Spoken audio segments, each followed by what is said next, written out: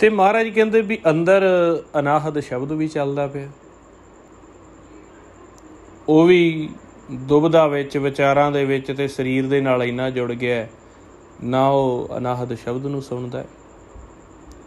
ਤੇ ਕਹਿੰਦੇ ਮਾਇਆਧਾਰੀ ਹੋ ਗਿਆ। ਮਾਇਆਧਾਰੀ ਕੀ ਇਹ ਸਰੀਰ ਨੂੰ ਮਾਇਆ ਕਿਹਾ। ਇਹ ਸਰੀਰ ਜਿਹੜਾ ਇਹ ਮਾਇਆ ਦਾ ਮੂਲ ਆ। ਤੇ ਜਦੋਂ ਆਪਾਂ ਇੱਕ ਚਿੱਤ ਹੋ ਕੇ ਸਰੀਰ ਨਾਲ ਜੁੜ ਜਾਂਦੇ ਹਾਂ, ਇਹਦੀਆਂ ਅੱਖਾਂ ਦਾ ਇਸਤੇਮਾਲ ਕਰਦੇ ਹਾਂ, ਇਹਦੇ ਕੰਨਾਂ ਦਾ ਇਸਤੇਮਾਲ ਕਰਦੇ ਹਾਂ, ਦੁਨਿਆਵੀ ਗਿਆਨ ਇੰਦਰੀਆਂ ਕਰਮ ਇੰਦਰੀਆਂ ਦਾ ਇਸਤੇਮਾਲ ਕਰਦੇ ਹਾਂ, ਤੇ ਕਹਿੰਦੇ ਅੱਤ ਦੇ ਅੰਨੇ ਬੋਲੇ। ਤੇ ਜਦੋਂ ਫਿਰ ਆਪਾਂ ਸਾਧ ਸੰਗਤ ਵਿੱਚ ਜਾਈਏ ਜਾਂ ਮਹਾਰਾਜ ਸਾਡੇ ਉੱਪਰ ਕਿਰਪਾ ਕਰਦੇ ਆ, ਉੱਥੇ ਜਾ ਕੇ ਜੇ ਕੋਈ ਪ੍ਰੈਕਟੀਕਲ ਵਾਲੇ ਗੁਰਮੁਖ ਹੋਣ ਜਿਹੜੇ ਸਾਨੂੰ ਨਿੰਦਿਆ ਦੁਬਿਧਾ ਤੋਂ ਈਰਖਾ ਤੋਂ ਉੱਪਰ ਉਠਾ ਕੇ ਆਪ ਪਹਿਲਾਂ ਉਹ ਉੱਠਿਆ ਹੋਵੇ। ਜਿਵੇਂ ਇੱਕ ਬੜੀ ਪੁਰਾਤਨ ਕਥਾ ਹੈ, ਕਹਿੰਦੇ ਵੀ ਕੋਈ ਗੁਰਮੁਖਾਂ ਨਾਲ ਸਾਂਝ ਪਈ ਸੀ ਤੇ ਉਹਨਾਂ ਨੇ ਬਚਨ ਕੀਤਾ ਸੀ। ਕਹਿੰਦੇ ਵੀ ਕੋਈ ਬੱਚਾ ਸੀਗਾ, ਉਹ ਗੁੜ ਬੜਾ ਖਾਂਦਾ ਸੀਗਾ, ਤੇ ਉਹ ਵੈਦ ਹਕੀਮ ਦੇ ਕੋਲ ਉਹਦੀ ਮਾਂ ਉਹਦਾ ਗੁੜ ਦਾ ਛਡਾਉਣ ਦੇ ਲਈ ਇਲਾਜ ਕਰਾਉਣ ਲੈ ਗਈ। ਤੇ ਉਹ ਜਦੋਂ ਉਹਦੇ ਕੋਲ ਲੈ ਕੇ ਗਈ ਤੇ ਉਹ ਕਹਿੰਦਾ ਕੋਈ ਗੱਲ ਨਹੀਂ ਵੀ ਇਹਨੂੰ ਹਫ਼ਤੇ ਬਾਅਦ ਲੈ ਕੇ ਆਇਆ ਜੀ। ਤੇ ਜਦੋਂ ਹਫ਼ਤੇ ਬਾਅਦ ਉਹਦੀ ਮਾਂ ਉਹਨੂੰ ਫਿਰ ਲੈ ਕੇ ਗਈ ਤੇ ਉਹ ਕਹਿੰਦਾ ਵੀ ਉਹਨੇ ਬੜਾ ਉਹਨੂੰ 10 ਮਿੰਟ ਬੈਠ ਕੇ ਕਹਿੰਦਾ ਕਾਕਾ ਗੁੜ ਨਹੀਂ ਖਾਈਦਾ ਜ਼ਿਆਦਾ, ਇਹਦੇ ਨਾਲ ਜਾੜਾਂ ਨੂੰ ਕੀੜਾ ਲੱਗ ਜਾਂਦਾ ਹੈ, ਸਰੀਰ ਦੇ ਵਿੱਚ ਬਿਮਾਰੀਆਂ ਵੀ ਪੈਦਾ ਕਰ ਦਿੰਦਾ ਹੈ, ਸਰੀਰ ਦੇ ਵਿੱਚ ਗਲੂਕੋਜ਼ ਜਿਹੜਾ ਵਧਾ ਦਿੰਦਾ ਹੈ। ਬਥੇਰਾ ਉਹਨੂੰ ਲੈਕਚਰ ਦਿੱਤਾ ਤੇ ਸਮਝਾਇਆ, ਤੇ ਬੱਚਾ ਕਹਿੰਦਾ ਮੈਂ ਗੁੜ ਨਹੀਂ ਖਾਂਦਾ। ਤੇ ਮਾਂ ਕਹਿੰਦੀ ਜੇ ਇੰਨੀ ਗੱਲ ਹੀ ਕਰਨੀ ਸੀ ਤੇ ਤੂੰ ਹਫ਼ਤਾ ਪਹਿਲੋਂ ਇਹਨੂੰ ਇਹੀ ਗੱਲ ਕਰਦੇ ਆ, ਤੇ ਅੱਜ ਤਾਂ ਤੂੰ ਕੋਈ ਵੱਖਰੀ ਗੱਲ ਕੀਤੀ ਨਹੀਂ।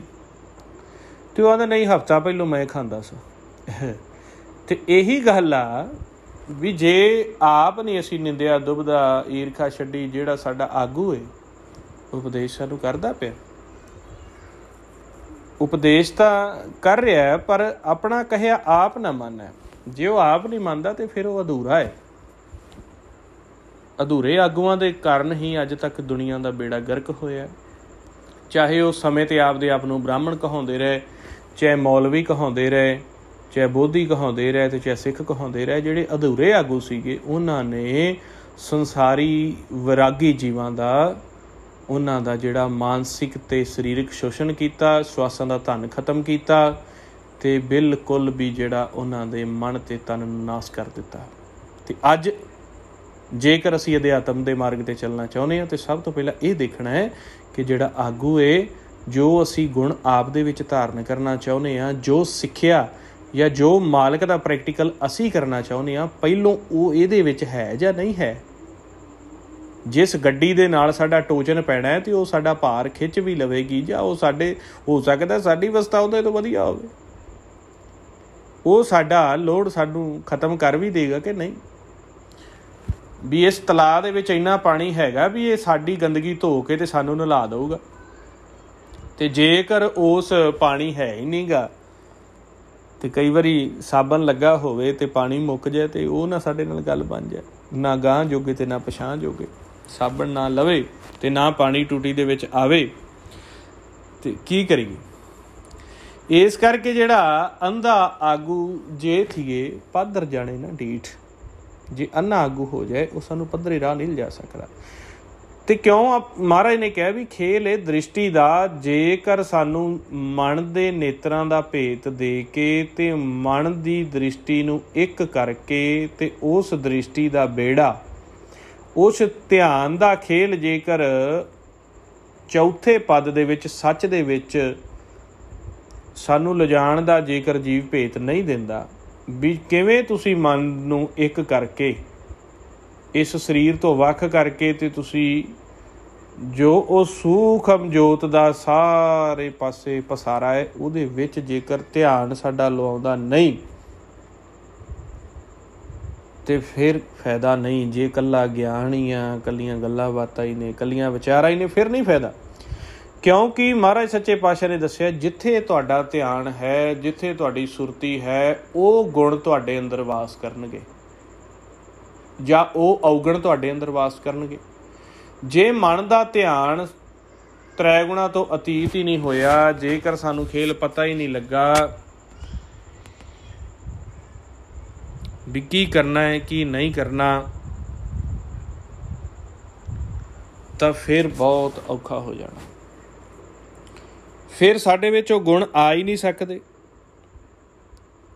ਕਿਉਂਕਿ ਜਦੋਂ ਅਸੀਂ ਲਗਾਤਾਰ, ਜਿਵੇਂ ਚੰਨ ਨੂੰ ਚਕੋਰ ਦੇਖਦੀ ਹੈ, ਸੰਗਤ ਦੇ ਵਿੱਚ ਭੇਤ ਲੈ ਕੇ ਜਦੋਂ ਅਸੀਂ ਲਗਾਤਾਰ ਪਹਿਲੋਂ ਵਾਹਿਗੁਰੂ ਸ਼ਬਦ ਦੀ ਕਮਾਈ ਕਰਦੇ ਹਾਂ, ਉਹ ਸ਼ਬਦ ਦੀ ਵਿਚਲੀ ਪਾਵਰ ਅਤੇ ਸ਼ਬਦ ਦੀ ਵਿਚਲੀ ਰੋਹ ਜਿਹੜੀ ਆ, ਉਹ ਸਾਡੇ ਮਨ ਦੇ ਉੱਪਰ ਠੰਡਕ ਪਾਉਂਦੀ ਹੈ। ਅਤੇ ਉਹ ਮਨ ਦੇ ਉੱਪਰ ਜਿਹੜੀ ਪਈ ਹੋਈ ਸ਼ਬਦ ਦੀ ਠੰਡਕ ਆ, ਉਹ ਮਨ ਦੇ ਵਿੱਚ ਨਮਰਤਾ, ਲਵ ਲੋਭ ਹੰਕਾਰ ਅਤੇ ਤ੍ਰਿਸ਼ਨਾ ਤੋਂ ਉੱਪਰ ਉੱਠਣ ਦੀ ਸਮਰੱਥਾ ਪੈਦਾ ਕਰਦੀ ਹੈ। ਇਹ ਧਿਆਨ ਨਾਲ ਸੁਣਿਆ ਜੀ।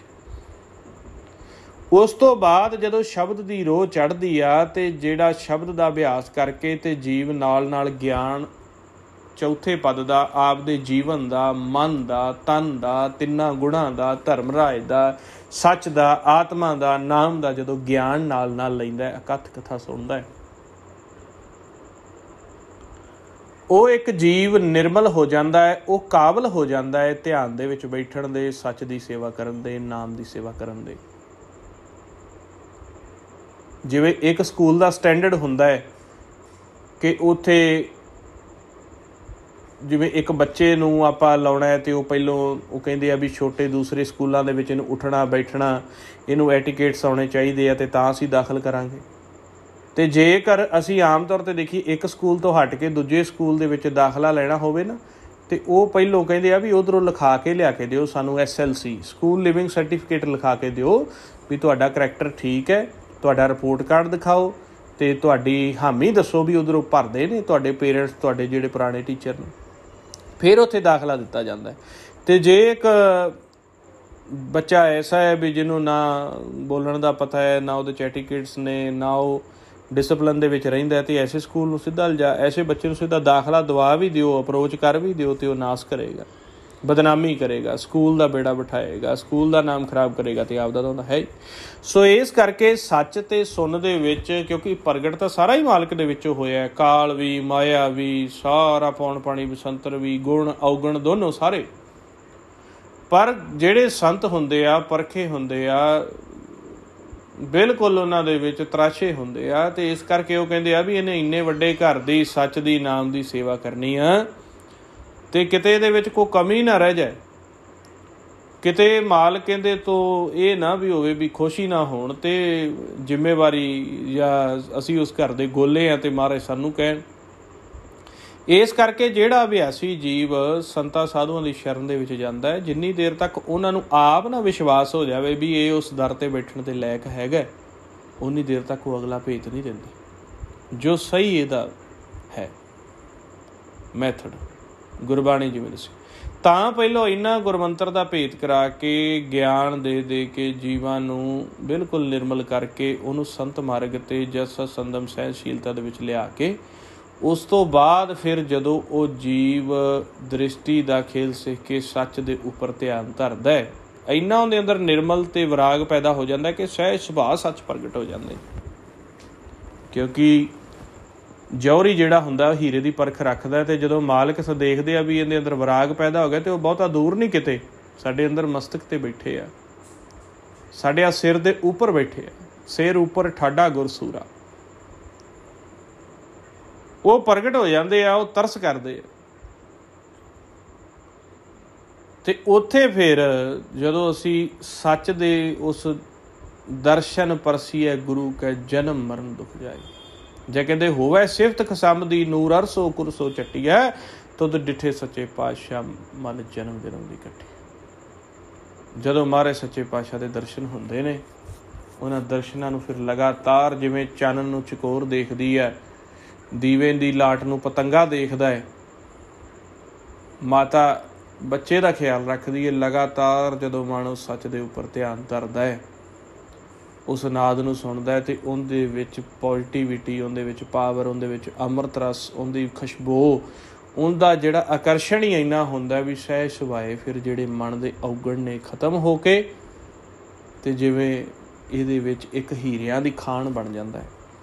ਜਿਵੇਂ ਮੰਨ ਲਓ, ਇਹਦੀ ਐਗਜਾਮਪਲ ਮੈਂ ਦਿੰਦਾ, ਜਿਵੇਂ ਇੱਕ ਇੱਥੇ ਪਿੰਡ ਦੇ ਵਿੱਚ ਰੁਲਣ ਫਿਰਨ ਵਾਲਾ ਬੰਦਾ, ਜਿਹਨੂੰ ਕੋਈ ਪਤਾ ਨਹੀਂ, ਖੇਤ ਚਲਾ ਗਿਆ, ਮੱਝਾਂ ਚਾਰ ਲਈਆਂ, ਤੇ ਉਸ ਬੰਦੇ ਨੂੰ ਤੁਸੀਂ ਮਸ਼ੱਕਤ ਕਰਕੇ ਤੇ ਉਹਨੂੰ ਕਿਸੇ ਐਸੀ ਵਧੀਆ ਕੰਟਰੀ ਦੇ ਵਧੀਆ ਸ਼ਹਿਰ ਵਿੱਚ ਲਿਜਾ ਕੇ ਉੱਥੋਂ ਦੇ ਐਟੀਕੇਟ ਸਿਖਾ ਕੇ, ਟੈਸਟ ਦੇ ਕੇ, ਭਾਸ਼ਾ ਸਿਖਾ ਕੇ ਉਹਨੂੰ ਅਮਰੀਕਾ, ਕੈਨੇਡਾ, ਇੰਗਲੈਂਡ ਲੈ ਜਾਓ ਅਤੇ ਆਟੋਮੈਟਿਕ ਹੀ ਜਦੋਂ ਉੱਥੇ ਰਹੇਗਾ, ਉੱਥੇ ਧਿਆਨ ਹੁੰਦਾ ਹਮੇਸ਼ਾ ਰਹੇਗਾ। 2-4 ਮਹੀਨੇ ਤਾਂ ਉਹਦਾ ਦਿਲ ਵੀ ਕਰੇਗਾ ਵੀ ਪਿੰਡ ਹੀ ਵਧੀਆ ਹੁੰਦੇ ਸੀ, ਫਿਰ 6 ਮਹੀਨੇ, ਸਾਲ ਉਹਦਾ ਧਿਆਨ ਉੱਥੇ ਟਿਕ ਗਿਆ, ਉਵੇਂ ਦੇ ਸਰਕਲ 'ਚ ਟਿਕ ਗਿਆ, ਉਵੇਂ ਦੇ ਇਨਵਾਇਰਮੈਂਟ 'ਚ ਟਿਕ ਗਿਆ। ਧਿਆਨ ਦਾ ਹੀ ਖੇਲ ਹੈ, ਉਹਨੂੰ ਰੰਗਤ ਚੜ੍ਹ ਜਾਂਦੀ ਅਤੇ ਉਹ ਪਛਾਣਿਆ ਨਹੀਂ ਜਾਂਦਾ 10 ਸਾਲਾਂ ਬਾਅਦ। ਅਤੇ ਉਹ ਆਪਦਾ ਹੀ ਕਹਿੰਦਾ ਵੀ ਮੇਰੀ ਕੀ ਜ਼ਿੰਦਗੀ ਸੀ, ਮੈਨੂੰ ਤਾਂ ਖੂਹ 'ਚੋਂ ਕੱਢ ਲਿਆ, ਤੁਸੀਂ ਚਿੱਕੜ 'ਚੋਂ ਕੱਢ ਲਿਆ। ਅਤੇ ਜੇ ਇੱਥੋਂ ਲਿਜਾ ਕੇ ਅਤੇ ਉੱਥੇ ਅਮਰੀਕਾ, ਕੈਨੇਡਾ ਹੋਰ ਕਿਸੇ ਮਾੜੀ ਸੰਗਤ ਵਿੱਚ ਹੀ ਪਾ ਦਿੱਤਾ ਜਾਏ, ਉਹਨੂੰ ਉੱਥੇ ਰੂਲ ਰੈਗੂਲੇਸ਼ਨ ਹੀ ਨਾ ਦੱਸੇ ਜਾਣ, ਅਤੇ ਇੱਥੇ ਭਾਵੇਂ ਉਹ ਚੰਗੀਆਂ ਸੁੱਖ ਦੀਆਂ ਖਾਂਦਾ ਹੋਵੇ ਅਤੇ ਉੱਥੇ ਜਾ ਕੇ ਉਹ ਜੇਲ੍ਹ ਦੇ ਵਿੱਚ ਹੋ ਜਾਏ, ਸਗੋਂ ਅਪਰਾਧੀ ਬਣ ਜਾਏ। ਉਹ ਕਹਿੰਦਾ ਇੱਦੋਂ ਤਾਂ ਮੈਂ ਪਿੰਡ ਹੀ ਚੰਗਾ ਸਾਂ। ਇਵੇਂ ਹੀ ਇੱਧਰ ਖੇਲ ਹੈ। ਇੱਥੋਂ ਪਹਿਲਾਂ ਉਹਨੂੰ ਉਸ ਘਰ ਦੀਆਂ ਬਾਤਾਂ ਸੁਣਾ ਕੇ, ਮਨ ਨੂੰ ਉਸ ਘਰ ਦੀਆਂ ਗੱਲਾਂ ਦੱਸ ਕੇ, ਤਰੀਕੇ ਦੱਸ ਕੇ, ਸੇਵਾ ਦੱਸ ਕੇ, ਇੰਨਾ ਨਿਰਮਲ ਕਰਕੇ ਫਿਰ ਜਦੋਂ ਉਹ ਸੱਚ ਦੇ ਉੱਪਰ ਧਿਆਨ ਲੱਗਦਾ ਅਤੇ ਨਾਦ ਨੂੰ ਸੁਣਦਾ ਹੈ, ਸੱਚ ਨੂੰ ਦੇਖੀ ਜਾਂਦਾ ਹੈ, ਦੇਖੀ ਜਾਂਦਾ ਹੈ, ਦਿਨ ਰਾਤ ਦੇਖੀ ਜਾਂਦਾ ਹੈ, ਅਤੇ ਉਹ ਸੱਚ ਦੀ ਰੰਗਤ ਚੜ੍ਹ ਜਾਂਦੀ, ਨਾਮ ਦੀ ਉਸ ਘਰ ਦੀ ਰੰਗਤ ਚੜ੍ਹ ਜਾਂਦੀ ਅਤੇ ਚਾਲ ਨਿਰਾਲੀ ਹੋ ਜਾਂਦੀ। ਫਿਰ ਨਹੀਂ ਬਹੁਤਾ ਬੋਲਦਾ, ਫਿਰ ਲਵ ਲੋਭ ਹੰਕਾਰ ਤੋਂ ਉੱਪਰ ਉੱਠਦਾ। ਅਤੇ ਜਿਹੜਾ ਸੇਵਾ ਨਾ ਕਰੇਗਾ ਉਹਦੇ 'ਤੇ ਇਹ ਰੰਗਤ ਨਹੀਂ ਚੜ੍ਹਨੀ।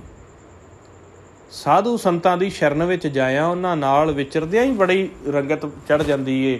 ਉਹਨਾਂ ਦਾ ਔਰਾ, ਉਹਨਾਂ ਦੀ ਦ੍ਰਿਸ਼ਟੀ ਐਸੀ ਹੁੰਦੀ ਵੀ ਸਾਡੇ ਜੀਵਨ 'ਚ ਫਰਕ ਪੈ ਜਾਂਦਾ। ਅਤੇ ਗਾਂ ਸੱਚ ਦੀ ਸੇਵਾ 'ਚ ਤੁਸੀਂ ਦੇਖੋ ਵੀ ਕਿੰਨਾ ਫਰਕ ਪੈਣਾ, ਕਿਉਂਕਿ ਉਹ ਆਪ ਵੀ ਰੰਗੇ ਹੋਏ ਨੇ, ਉਹਨਾਂ ਨੇ ਸਾਨੂੰ ਵੀ ਰੰਗੀ ਜਾਣਾ ਹੁੰਦਾ। ਸੱਚ ਦੀਆਂ ਵਿਚਾਰਾਂ ਸੁਣਾ ਕੇ, ਸ਼ਬਦ ਦਾ ਅਭਿਆਸ ਕਰਵਾ ਕੇ, ਬ੍ਰਹਮ ਦਾ ਗਿਆਨ ਦੇ ਕੇ ਰੰਗੀ ਜਾਣਾ ਹੁੰਦਾ ਉਹਨਾਂ ਨੇ ਸਾਨੂੰ। ਅਤੇ ਉਹ ਤੋਂ ਬਾਅਦ ਅਸੀਂ ਗੁਰੂ ਮੰਤਰ ਦਾ ਅਭਿਆਸ ਕਰ ਕਰਕੇ ਮਨ ਨੂੰ ਰੰਗੀ ਜਾਂਦੇ ਹਾਂ, ਨਾਮ ਨੂੰ ਸੁਣ ਸੁਣ ਕੇ ਮਨ ਨੂੰ ਰੰਗੀ ਜਾਂਦੇ ਹਾਂ, ਸੱਚ ਨੂੰ ਦੇਖ ਦੇਖ ਕੇ ਮਨ ਨੂੰ ਰੰਗੀ ਜਾਂਦੇ ਹਾਂ, ਅਤੇ ਫਿਰ ਹੋ ਜਾਂਦੀ ਚਾਲ ਨਿਰਾਲੀ ਭਗਤਾਂ ਕੇਰੀ। ਕਿਵੇਂ ਹੁੰਦੀ ਏ? ਧਿਆਨ ਦਾ ਖੇਲ ਏ। ਜੇਕਰ ਕੋਈ ਐਸਾ ਜੀਵ, ਐਸਾ ਗੁਰਮੁਖ ਹੈ ਜਿਹੜਾ ਸਾਡੇ ਧਿਆਨ ਨੂੰ ਪਲਟਣ ਦੀ ਸਮਰੱਥਾ ਰੱਖਦਾ, ਅਤੇ ਫਿਰ ਤਾਂ ਸਾਡੇ 'ਤੇ ਹੋ ਸਕਦੀ ਹੈ ਕਿਰਪਾ। ਅਤੇ ਜੇ ਧਿਆਨ ਨਹੀਂ ਪਲਟਿਆ, ਧਿਆਨ ਕਿਤੇ ਐਸੇ ਉਲਝਣਾਂ ਦੇ ਵਿੱਚ, ਦੁਬਿਧਾ ਦੇ ਵਿੱਚ, ਜਾਂ ਆਪ ਦੇ ਸਰੀਰ ਦੇ ਨਾਲ ਜੋੜ ਲਿਆ, ਜਾਂ ਕਿਸੇ ਡੇਰੇ, ਗੁਰਦੁਆਰੇ, ਸੰਸਥਾ ਦੇ ਨਾਲ ਜੋੜ ਦਿੱਤਾ, ਜਾਂ ਕਿਤੇ ਨਿੰਦਿਆ ਦੁਬਿਧਾ ਦੇ ਵਿੱਚ ਜੋੜ ਦਿੱਤਾ, ਜਾਂ ਦੁਨਿਆਵੀ ਕਿਸੇ ਕਾਰ ਵਿਹਾਰ 'ਚ ਜੋੜ ਦਿੱਤਾ, ਅਤੇ ਫਿਰ ਨਹੀਂ ਸਾਡੇ ਮਨ ਨੂੰ ਰੰਗ ਲੱਗਦੀ। ਫਿਰ ਤਾਂ ਮਾਇਆ ਦੇ ਵਿੱਚੋਂ ਇੱਧਰੋਂ ਕੱਢੇ ਅਤੇ ਦੂਜੇ ਪਾਸੇ ਪਾ ਦਿੱਤੇ, ਇੱਕ ਖੱਡੇ 'ਚੋਂ ਪੁੱਟਿਆ ਅਤੇ ਦੂਜੇ 'ਚ ਪੱਟ ਪਾ ਦਿੱਤਾ, ਗੱਲਾਂ ਬਾਤਾਂ ਉਹੀ ਰਹੀਆਂ।